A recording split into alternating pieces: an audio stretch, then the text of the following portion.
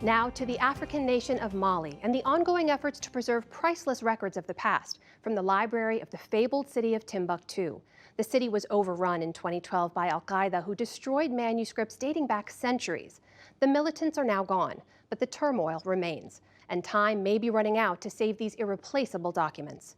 From Timbuktu, special correspondent Monica Villamizar reports.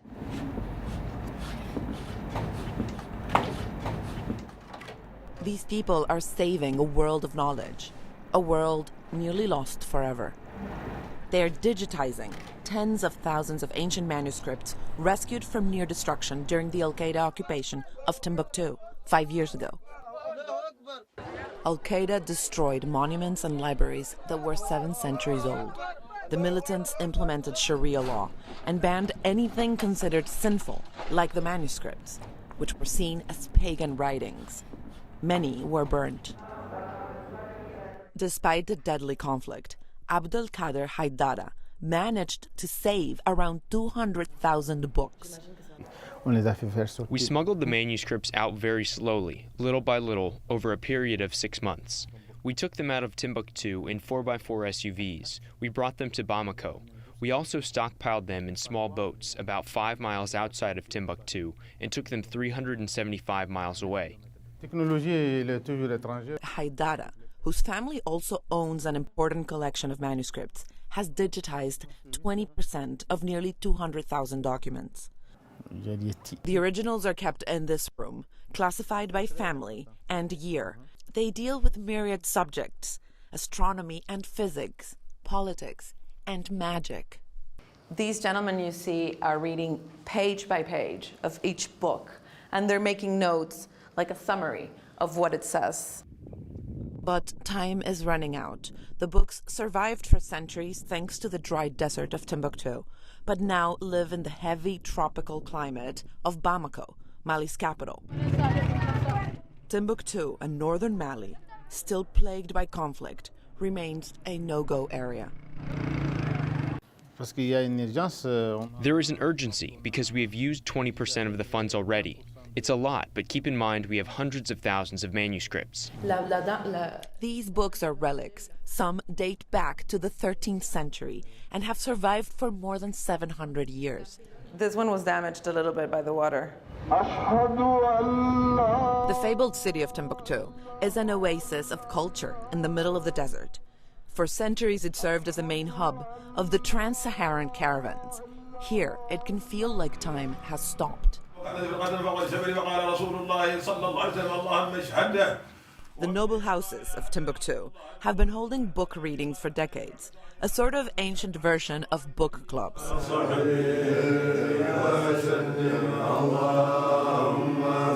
The men place books on the forehead, symbolizing the transfer of knowledge. And an imam, or other spiritual authority, explains the meaning of the mostly religious texts. Ben Essayuti, Timbuktu's Minister of Culture, says the books should return to their city of origin. It was the base to spread Arab culture and Islam to Black Africa. People came from South Africa to study here, and others came from Maghreb to bring manuscripts and books, especially to print them, because Africa didn't have printers, so everything was copied by hand here. But Timbuktu is not safe to return. The only way to get there is to fly with the United Nations. Roads are too dangerous. This city at night looks like any normal city, but if you look right behind me, there is a heavy security presence. These soldiers are blue helmets, the UN peacekeeping forces, and they have been attacked many times before. The soldiers are not the only targets. Ricardo Maya, the head of the UN mission in Timbuktu, had his office attacked by gunmen 8 months ago. A bullet went through here. Yes, it was supposed to go through my head. It only went through the... Well, I was lucky enough to survive that attack. Actually, I had stepped out of my office 7 minutes before the attack occurred, which I never did at that time, so somehow I was protected. The Malians say, by God. The UN has a rare mandate to protect the city's cultural heritage, including the manuscripts.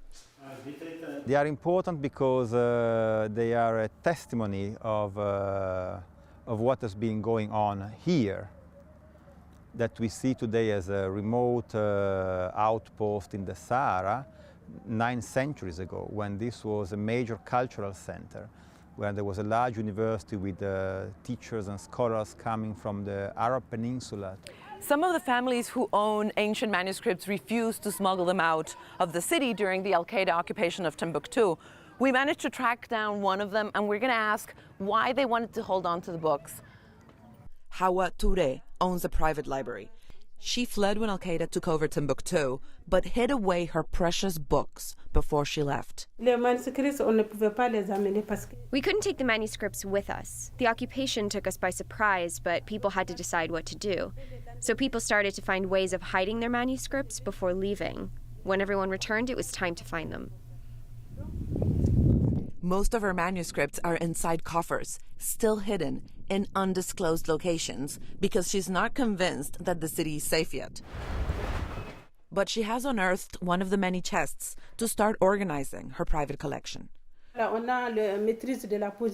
We know the exact coordinates of every one of our manuscripts, but we can't unearth many of them because it's still dangerous here.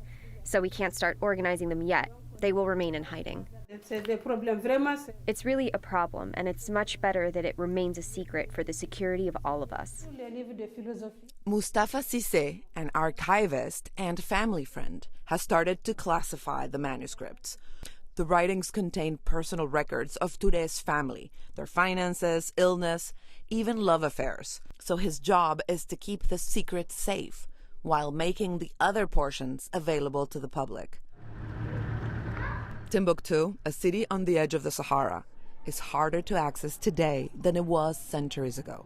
And much of its knowledge remains a secret, buried under the sand. For the PBS NewsHour, I'm Monica Villamizar in Timbuktu, Mali.